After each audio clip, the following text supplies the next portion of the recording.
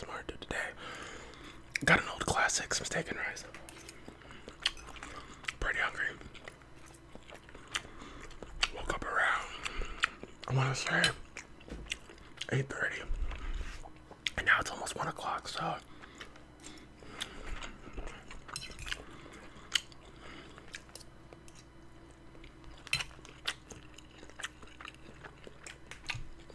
really hungry.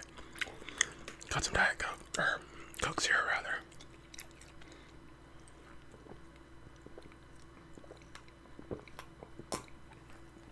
So, let me go ahead and move some stuff. So I got a few movies that I've seen recently. Kind of want to chat with you guys about as I'm eating my steak and rice.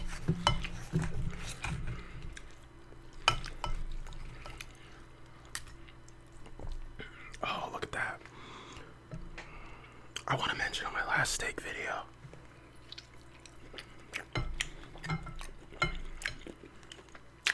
was it the steak and pasta one? I think, right?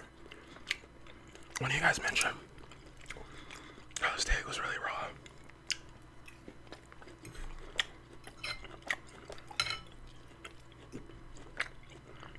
That's how I like it sometimes.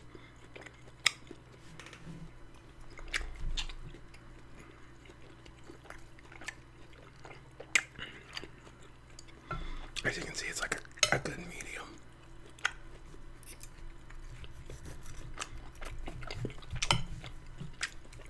This is how I normally cook it. Oh, that was loud. Normally I pre-cut this. I'm gonna go ahead and cut this, and then I'll cut to when I'm good. Good old editing. And we're good. So, I went ahead and just cut these up. And that knife is pretty dull, but okay, look, see. It's a nice medium. So there's a few movies I want to go over.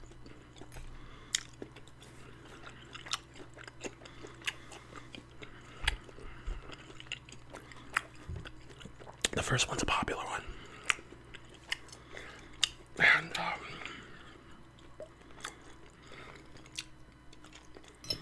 I never saw it as a kid.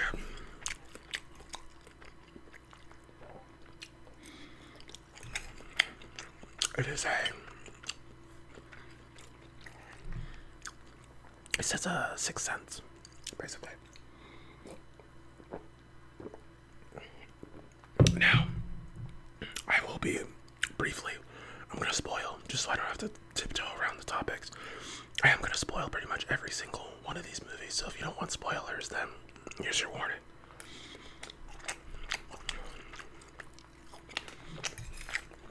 This was Sixth Sense. Very beginning of the movie, there's this really good clinician who works, or this psychiatrist rather, or psychologist or whatever, that works with children. He gets acclimated with this ward, but one of his older patients, one of his past patients, breaks into his house and shoots him. So then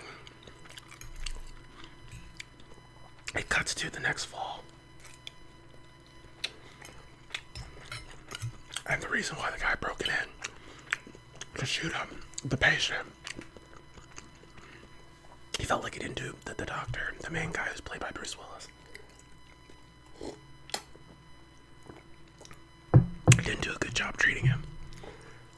And didn't really get to the root of his issue.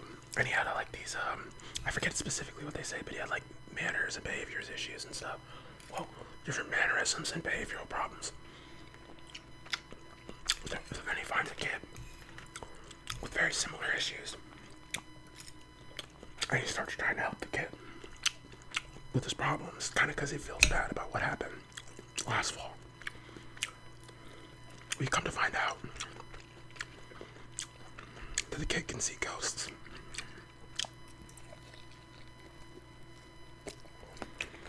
And so he tries to help him with that problem. Stuff happens in between there, but I'm sorry, the first hour of the movie is what I just explained. Plus, they think the mom's beating the kid because he's seeing people that aren't there. They're all like attacking him, the people that aren't there. And so he's ending up with all these scars and these bruises and stuff. And so there's a scene where the kid's at the hospital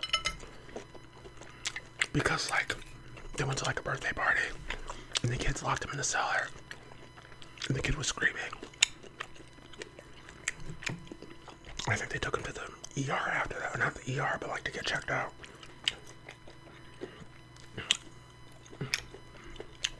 And so she's like, you think I'm beating my kid? The mom wasn't the best mom, but she was working 2 jobs, single mom, so I guess she was doing her best. Or she was overworked and stressed or whatever. But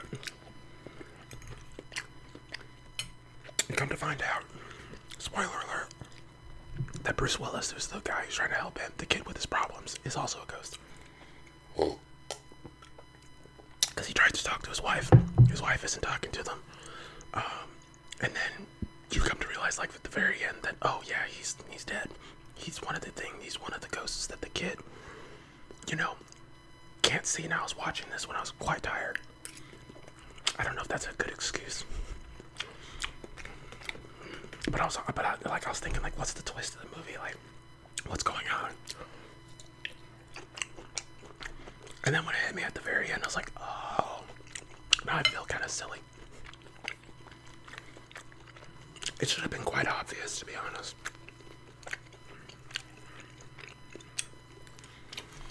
But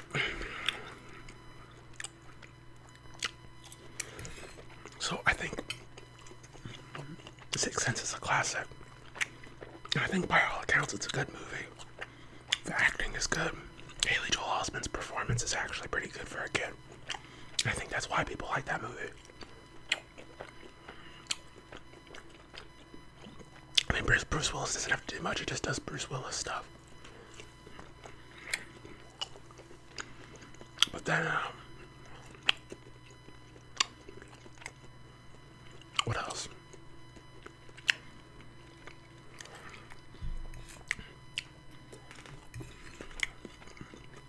It just, the story didn't really captivate me.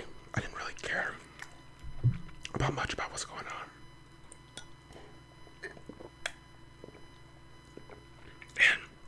And I don't know, I feel like my movie takes are pretty good, like really based. Like, you have to see what, you can't just, some things are good, some things are bad, right? You have to accept the type of movie you're watching and then judge it based on that criteria. You can't have, like, at least this is the way I view it.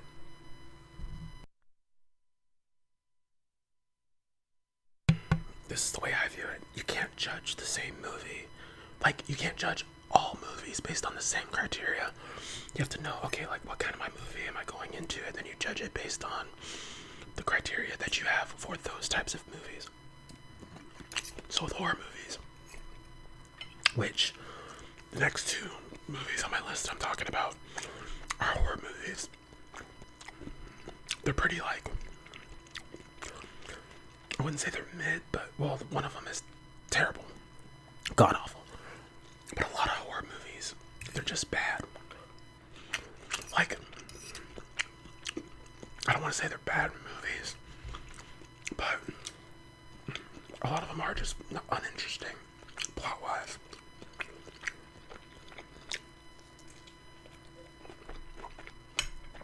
So, the first one I'll talk about, the first horror movie, but it's the second movie I'm talking about. It's called Longlegs. I don't know if you saw it. I know I got someone requesting for me to see it. I can't remember. I don't know if they were in my Discord or if they in my comment section. But I got to that one.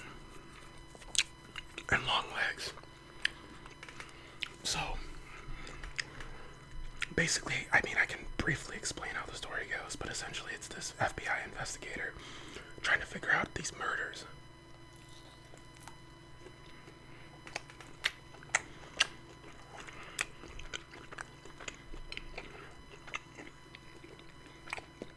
And through the film, just this investigator, she's a good code breaker. She understands how to put patterns together really well. And she's able to put together and figure out a lot in a short amount of time.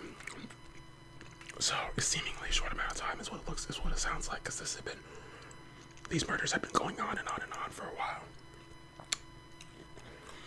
Well, you learn that the supposed killer knows the FBI investigator. And you're like, that's curious.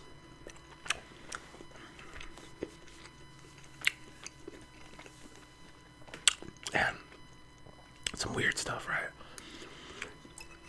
So, like, the killer is targeting families. And somehow, I think the dad always was the one who commits the murders. Or something like that.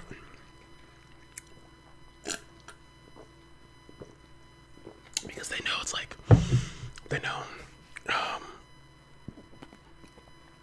okay, I'm explaining this really bad. Anyways, there's a sequence to the murders. There's an algorithm that the code breaker FBI agent figures out. And based on that information and everything else they have, they're like, okay, well, he has to have an accomplice. And then when you finally when you finally find out and learn that he knows her in some way, shape, or fashion, then you can put together that the accomplice is her mother. Which I didn't put that together at the time, but I wasn't really watching it to put it together. I was kind of just curious. That's kind of how I watch movies. You guys can actually, do you find it fun to try and predict what's going on? Or do you just want to watch the movie and at the very end be like, oh, okay, that's something that I saw, and move on? Because that's more of the second one. I'm more of the second one. I feel like if I can predict a movie, then it's like, why? What's the point? Some people like feeling right. That's very valid too, but I don't often feel like that. So anyways, you find out it's her mom, who basically dresses up as a nun, goes to people's houses, and on the birthday, because the sequence of the algorithm has to do with the daughter, a birthday, or the kid's birthday. I think it's a daughter, because they always give the kid dolls. And so they basically give a kid the doll, but the doll is going to be puppeteered and controlled by the main guy, who's the killer, and the doll makes everyone goes insane so that they all kill each other. And this is all because they're satanic. The guy is satanic and worships Satan, and the accomplice, who is the mother of the FBI agent, thinks that she needs to do that in order to keep her daughter, who is the FBI agent, safe. So, like, it's an uninteresting plot for me.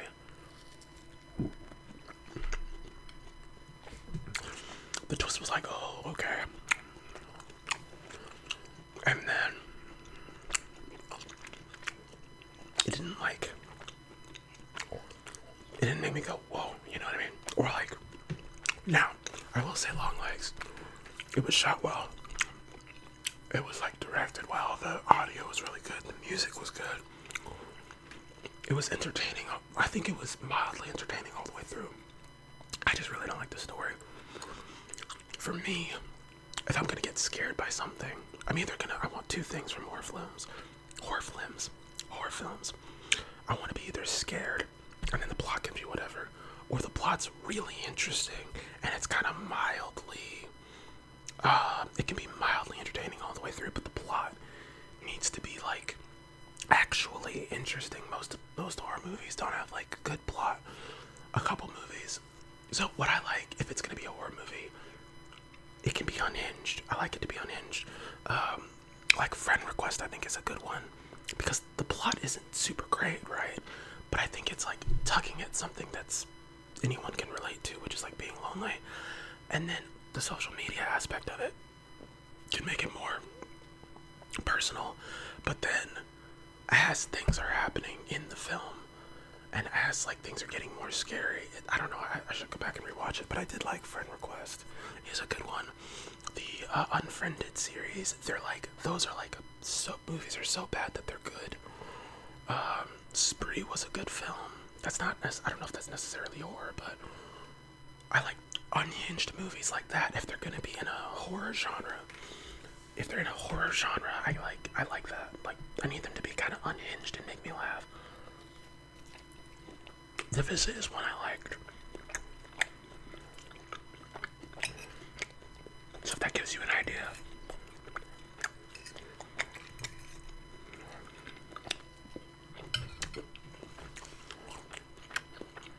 Okay, so that was Longlegs.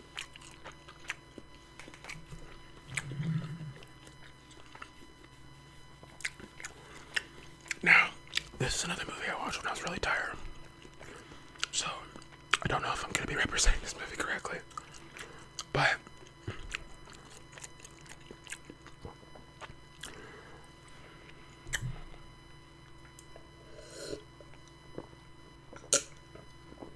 basically,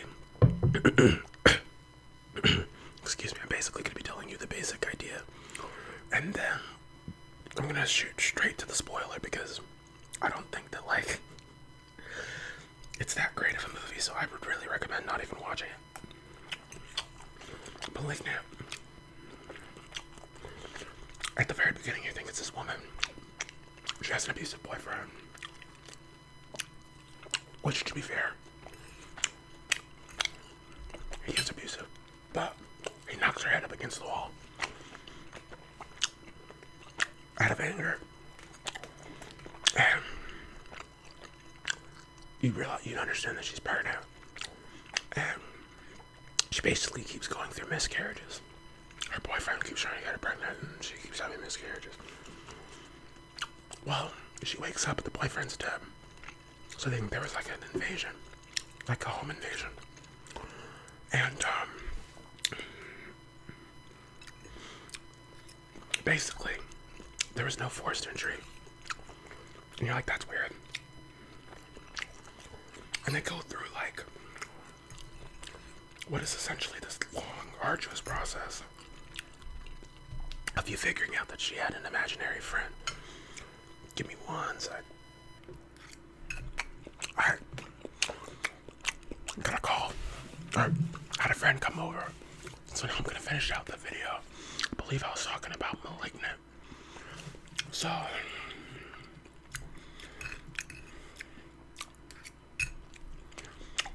think I left off. I was talking about how she was pregnant. And her boyfriend was abusive.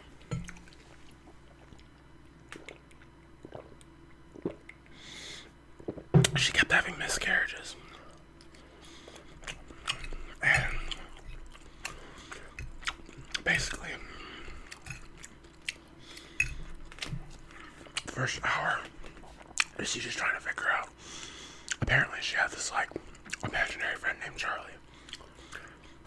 I believe his name was Charlie. And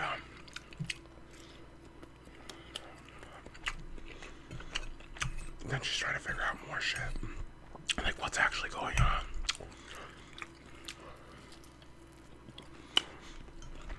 And essentially what's going on is that you find out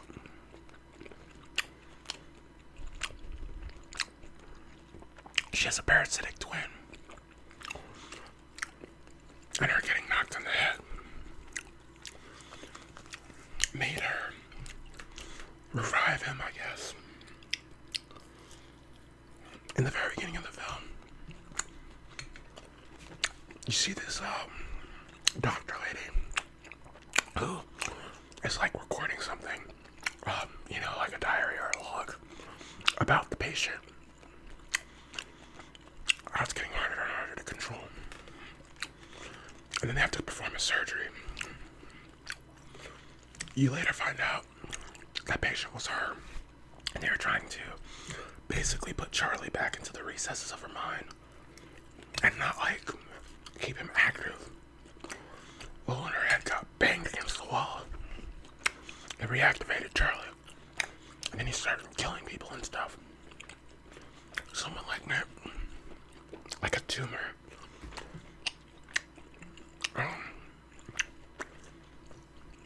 So she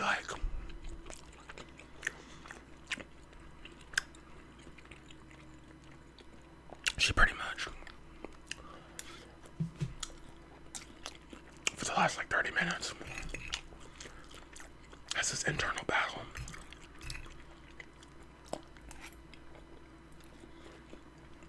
And wins over and takes control from Charlie and mentally locks him away. But it's so boring all the way through.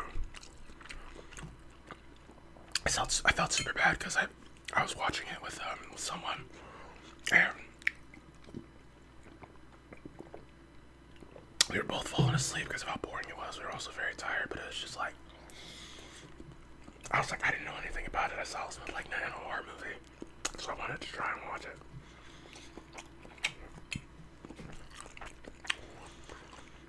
And so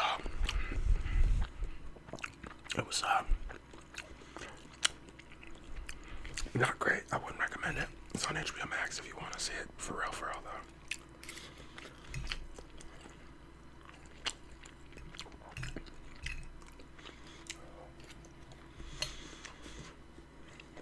The next movie I'm going to talk about is a Jake Gyllenhaal movie.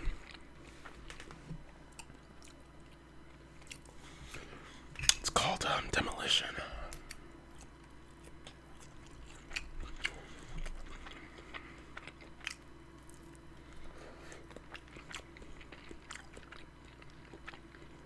I'd say it's an okay movie. I wasn't super in love with it, but I liked the artsy part of it. And I enjoyed the story it told. I just think it took a little bit too long.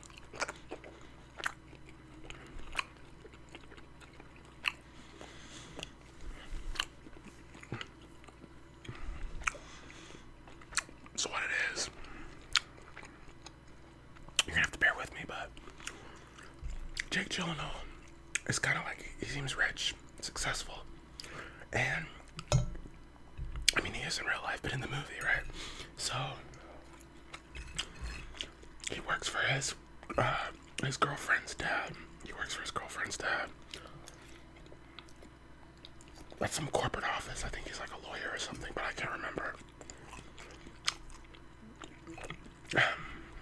And the movie starts with him driving with his girlfriend in the car, and he's in the passenger seat, and he's just kind of looking. He's like, I forget if it's an inner monologue, but you can tell he's just not very satisfied with his life. And apparently his girlfriend and their mom were having some kind of argument that they weren't talking to each other over. And then they get into a car accident. Jake Gyllenhaal survives and his girlfriend dies.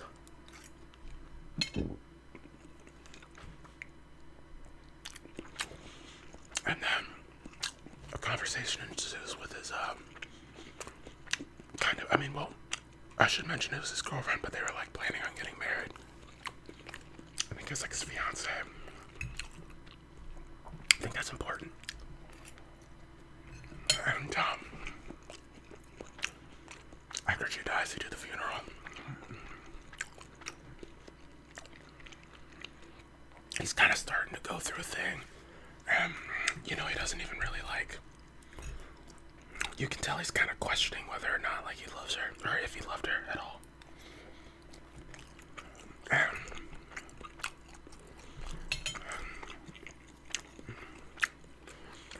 What you come to find out is that, the whole thing about Demolition, it comes from his I guess future father-in-law, but now it's just his boss, tells him sometimes you need to they use this analogy with, I think, a grandfather clock. And basically he's sometimes you need to be able to take it apart in order to understand how it works, and then that's gonna help you and then you can rebuild it. An analogy about life, basically, sometimes you need to take things apart in your life so you can figure out what actually means and matters to you and whatever. so that like you can figure out how to fix it, like how to fix your life. Like, so after that conversation, I think he goes home and he destroys his house.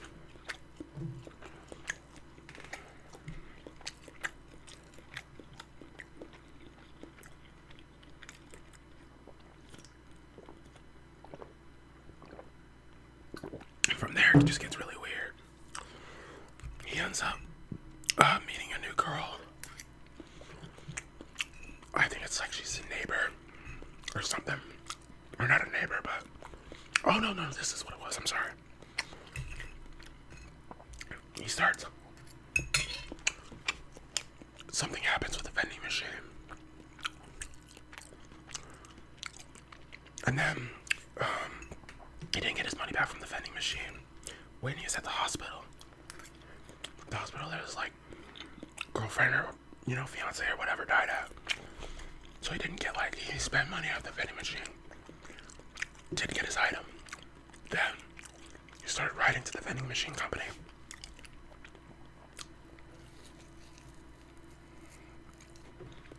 But then he started sending, like, diary-type letters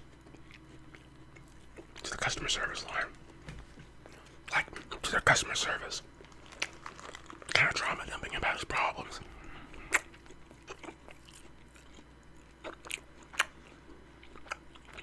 And because he was doing that, like, and he kept calling and calling, he was having conversations with this woman named Karen, and they become good friends.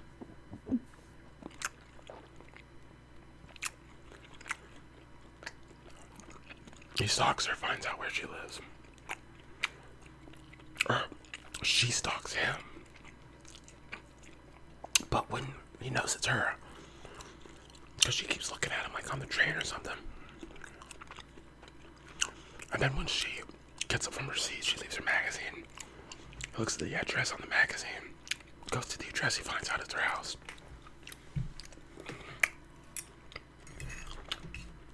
And then they meet each other and become good friends.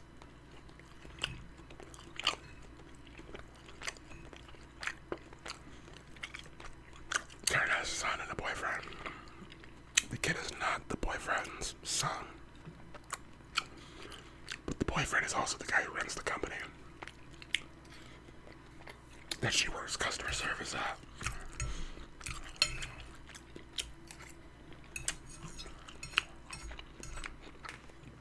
The kid feels weird about it because he's like, are you trying to screw my mom?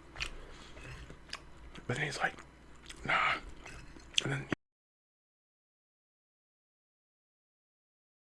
for some reason, he becomes good friends with the kid. And I forget how the movie ends. But I just remember feeling like this movie's kind of like whatever. I should have reviewed it more when I actually I should have reviewed it more closely to when I first watched it.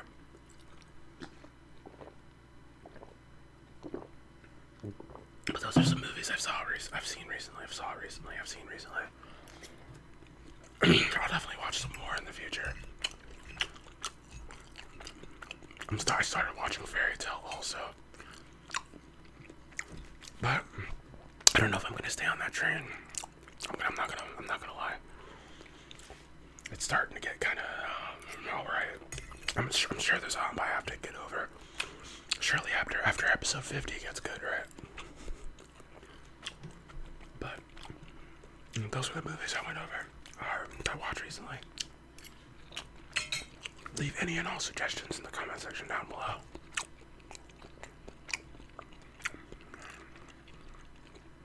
Some of you guys recommend some pretty bad movies, I'm not gonna lie.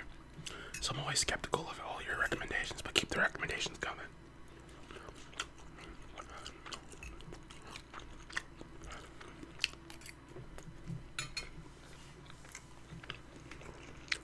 But I'm hopefully gonna get this video out soon for you guys. Thanks so much for watching. I'll catch you in the next one. See you later.